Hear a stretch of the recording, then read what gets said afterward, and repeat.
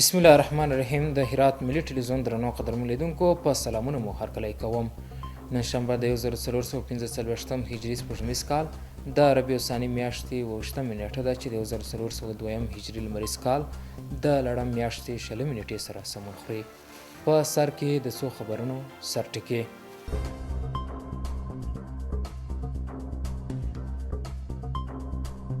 د هرات د غوریان د اوسپرې کانونو د کانونو او پټرولیم وزارت د وزیر په حضور کې ګټې اخیستنې ته سپارل.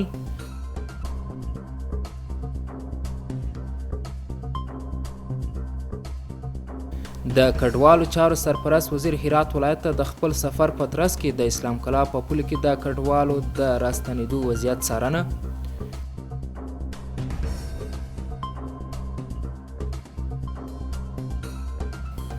او د هرات ولایت په رباطسنګي ولسوالۍ کې پر زرو زلزلو ځپلو کورنیو د ملک سلمان بنسټ لخوا مرستې ویشل.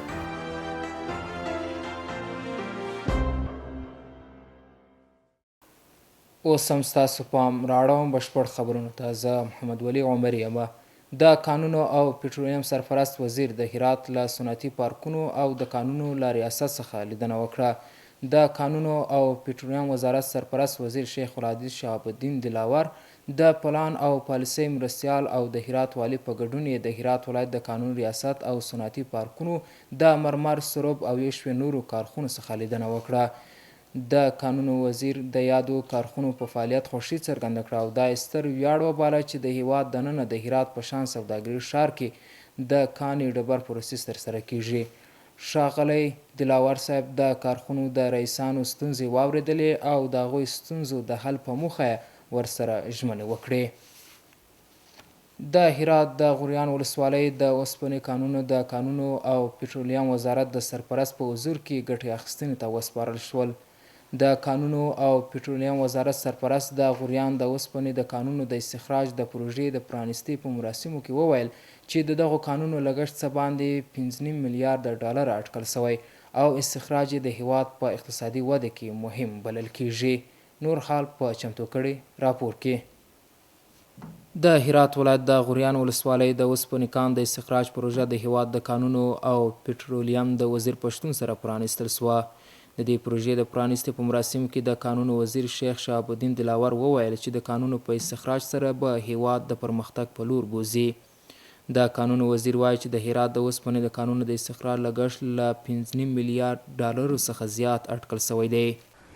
سرمایه که در اینجا مصرف میکند یا ما حساب کردیم در پوزدوزا یا اشتراک کرده در قرارداد امضا کرده یا که ما حساب کردیم 5 میلیارد 570 میلیون دلار در مصارف این کمپانی ها و شرکت ها سری می شود. در کناری که امارت اسلامی افغانستان برای ما امنیت آورد و عدالت آورد، امروز امارت اسلامی افغانستان با دست سکتور خصوصی خود را گرفته، دولت و ملت دست در دست هم داده. ما و شما یک دروازه دیگر را میگشاییم که دروازه اقتصاد و رفاه اجتماعی است.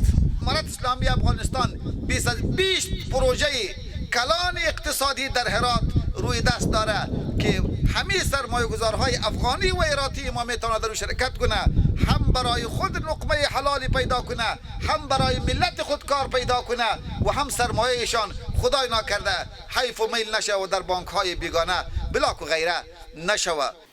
د کانونو او پټرولیم وزارت وزیر دا هم وایي چې د غوریانو د اوسپنې کان استخراج به څه باندې 100,000 کسانو ته د کار زمینه برابر کړي. د کانونو د قراردادي شرکتونو یو شمېر مسئولین ډاډ ورکوي چې دا پروژې به په ښه توګه پلي شي. پروپوزال را که داده بودیم جا داره که من خدمت مردم به عرض برسانم. ما تعهداتی را که داده بودیم البته عبارت از استخراج و پروسس 100% در خاک خود ما هست. ما باید از کشور خود یک کشور صنعتی بسازیم. ما باید دیگر محتاج دیگران نباشیم. ما باید انجینران محترم خود متخصص‌تر بسازیم. په همدې حال کې د هرات یو شمېر سوداګر او اوسیدونکي د لوی اقتصادي پروژو د پیل هرکلی کوي. امروز این پروژه‌ای که افتتاح شد سرمایه گذارای ما در تمام کشورهای دنیا که هستند امیدواری‌های به اونا پیدا شده که ما میتونیم به وطن خود سرمایه گذاری کنیم و الحمدلله این یک دستاورد خوبیه برای ملت افغانستان و آسایش و آرامش برای مردم ما. امارات اسلامی برادرت مو راغلی بلکې موږ کارګر د نورو دولتو څخه ولویږي خارج دولتو څخه دلته په کار اخپته سي نو دا موږ ډېر رضایت لرو په دغه دا باندې غاړې معدنیات د خیره سره وباسي. د یادونې وړ ده چې د هرات د غوریان د اوسپنې کان په 4 بلاکونو کې د څه د پاسه 1.5 میلیارډ ټن اوسپنې ظرفیت لري. د کډوالو او راستنیدونکو چارو سرپرست وزیر هرات ولایت ته د خپل سفر په ترڅ کې د اسلام کلا په پوله کې د کډوالو د راستنیدو وضعیت څارنه وکړه. هغه وویل هرات ولایت ته د سفر موخه له کډوالو سره لیدنه او د هغوی د ستونزو هوارول دي. د کډوالو چارو وزارت سرپرست همداراز د اسلام کلا پولې ته څیرمه له ایران څخه هرات ته د راغلو کډوالو او هیواد ته د راستنیدونکو کډوالو د راستنیدو له بهیر څخه هم لیدنه وکړه. نور حال په چمتو کړي راپور کې. د په اسلام کلا کې د پولې صفري نقطه ده. د هیواد د مهاجرینو او راستنیدونکو چارو سرپرست وزیر خلیل الرحمن حقانی هرات ته د خپل سفر په ترڅ کې له ایران څخه له راستنیدونکو کډوالو سره وکتل. هغه زیاته کړه هرات ته د سفر موخه د کډوالو د ستونزو اوریدل او د هغوی د ستونزو ته رسیدنه ده. د اسلام کلا نه د خپل مهاجرینو د استقبال لپاره او دغه مسافر ورونو لپاره راغلي یو چې موږ وګورو چې د کوم ستونزې دي کوم مشکلات دي او د صفري نقطه نه دلته موږ د ماموریت چې دی او د امریت مشکلات مسایل او د نوې مهاجرینو لپاره د استقبال او د دې هغه لیکنه او د دې لپاره باندې ان شاء الله موږ هغه ته چې موږ په توان کې ان شاء الله امارت اسلامي غواړي چې هلته یو نوی ترتیب جوړ کړي د مهاجرینو د راتګ او د مسافرینو لپاره. د کډوالو چارو وزارت سرپرست له ګاونډیو هیوادونو وغوښتل چې له افغان کډوالو سره ښه چلند وکړي. د ټولو ګاونډیانو نه زه دا توکل لرم دوی نه دا خواهش ده چې دوی نه دا هیله کوم چې دوی د افغان ورونو مهاجرینو سره ښه سلوک وکړي همکاري ورسره وکړي او دوی افغانستان ته په عزته ډول راستانه شي او د دوی ټول مال او سامان او د دوی اولاد او د دوی کورنۍ او لکه څنګه چې د 40 کاله دوی ورته ښه مېلمه پالنه کړې وه اوس هم دوی ته د افغانستان د تګ دپاره ښه لاره او ښه امکانات برابر کړي. خو له ایران څخه یو شمېر راستانه سوي کډوال له اسلامي امارت څخه غواړي چې په هیواد کې دننه د کار پیدا کولو هڅه وکړي تر څو افغانان بهرنۍ هیوادونو ته کډوال نشي. 3 برج میشه من از اینجا برفتم به ایران رفتم تنها من کرایه خوردم. خب 3 برج گفتم چه 50000 من پول قرض داشتم برفتم که به حساب پول قرض خوردم. خانم بگیره گفتم مملکت مردم تو بگید مدرک نداری میگه بیا برو. از امارت تقاضا دارن که با ما کار جور کنه کاربار رو برا کنه که ما همینجا بتونیم کار. دولت امارت اسلامی ما پول امرا کم زیاد نداریم اگه بتونه پول کمک کنه هم نیاز داریم. د یادونې وړ ده چې د کډوالو چارو سرپرست وزیر هم د زندجان ولسوالۍ له سعادت مهاجرینو ښارګوټي څخه هم لیدنه کړې ده. په نشهیي توکو یو روږ دی چې 11 کلونو ورک و تر درملنې وروسته د هرات سیمیز ادارې لخوا کورنۍ ته وسپارل سو. هغه چې د کاپیسا ولایت د نجراب ولسوالۍ اصلي اوسیدونکی دی وایي چې په دې موده کې له ډیرو کړاوونو تیر شوی دی. نور حال په چمتو کړي راپور کې. حق نظر د 11 کلونو ورکېدو وروسته بیرته خپل کورنۍ ته سپارل سوی دی. نوموړی 45 کاله عمر لري او د کاپیسا ولایت د نجراب ولسوالۍ اصلي اوسیدونکی دی. هغه د خپل شاوخوا 20 کلن ژوند په زړه پورې کیسې لري. ما رفتیم به ایران واسه کارگری کار میکردیم از اونجا بعد مشکلات پیش اومد رفتیم زندان از زندان بیرون شدیم باز دوباره اونجا بودیم باز رفتیم زندان دوباره که زندان رفتیم رد مرز کرد به هرات تو هرات موندگار شدیم دیگه تا بالا دا 11 سال میشه که فعلا سردرگمیم از خانواده و دیگه معلوم نیست که چه بگم. تقریبا 11 سال پیش ای از خانه برآمد و ایران رفت. در ایران هم یک بار تصادف کرد کدام دفعه باز به جرم همین مواد مخدر در ایران گرفتار میشه و یک دو سه سال اطلاع داشتیم که ای از در ایران است و بندی است، اما بعد از او که از زندان رها شد دیگه بیخی کلا نامعلوم شد، دیگه ما نتونستیم از اطلاع پیدا کنیم کی در کجاست چی میکنه، تا بالاخره که چند وقت پیش یک کسی را از امی کمپای هرات به ولسوالی نجراب آمد، گفت که ما یک شخص را در هرات دیدم، در تانگ مولوی دیدمش.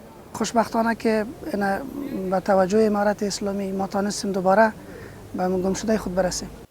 د هرات د سیمې ادارې ویاند هم ټینګار کوي چې د اسلامي امارت له واکمنۍ وروسته په دغه ولایت کې هره ورځ په نشهیي توکو د روږدو کسانو د راټولولو او درملنې لړۍ روانه ده. یوه مهمه او عمده ستونزه دغه د معتادینو چې زموږ او ستاسو دا ښایسته ښار د دوی څخه ډک و، په جدولو کې ناست و، په ډېرو پارکو کې ناست و، د دوی جمعواري شروع سوه. دا اوس دلته دغه کمپ کې چې موږ ته حاضر ولاړ یو، شاوخوا 3000 کسان دلته تر تداوی لاندې دي، دوی ته صحي خدمات او داراز خوراکي توکي ټول شی دلته دوی ته مهیا دی او مسؤلین د دوی په خدمت کې دي. په دې کمپ کې موږ تر 3000 بالا یعنی 4000 نفر ځای لرو او روزانه هم موږ جمعواري په ښار کې لرو. او په دې کمپ کې خلک زموږ سره شته، لکه دا وروسته تاسې مصاحبه ورسره وکړه. نور دغسې خلک هم شته چې کورنۍ ورک دي، دوی درک خپل کور نه لري او کور والا هم په ده پسې ګرځي.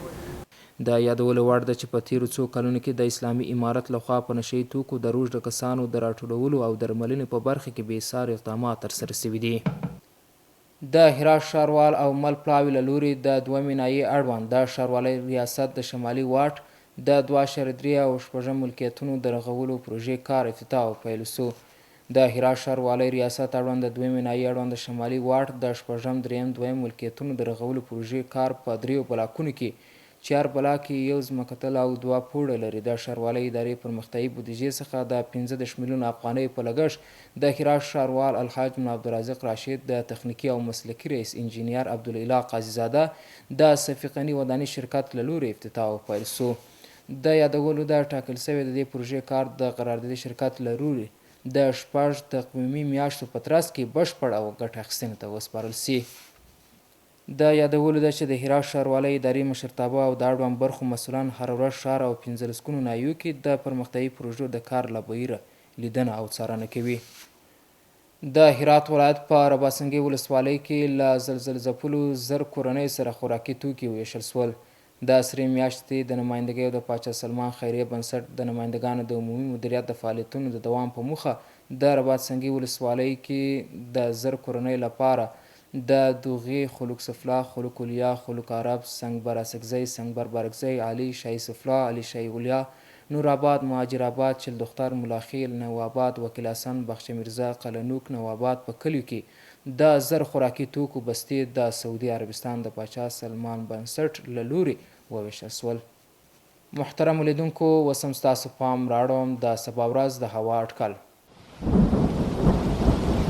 ګرانو دوستانو د ما سلامونه ومنئ، شپه مو په خیر. اوس هم پاملرنه وکړئ د سبا ورځې د هوا اټکل. یکشنبه هرات ښار لمر 11 درجه 22 تیتای 6، غوریان نیمه وریاز 11 درجه 21 تیتای 4، کراخ نیمه وریاز 11 درجه 18 تیتای 15 او پشتون زرغون لمر 11 درجه 22 تیتای 9.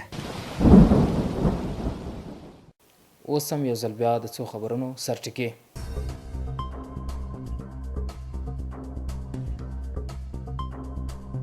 د هرات د غوریان د اوسپرې کانونو د کانونو او پټرولیم وزارت د وزیر په حضور کې ګټې اخیستنې ته سپارل.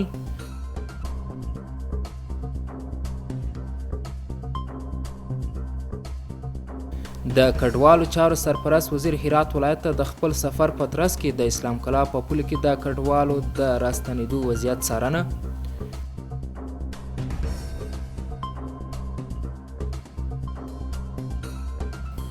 او د هرات ولایت په رباطسنګي ولسوالۍ کې پر 1000 زلزلې ځپلو کورنیو د ملک سلمان بنسټ لخوا مرستې ویشل.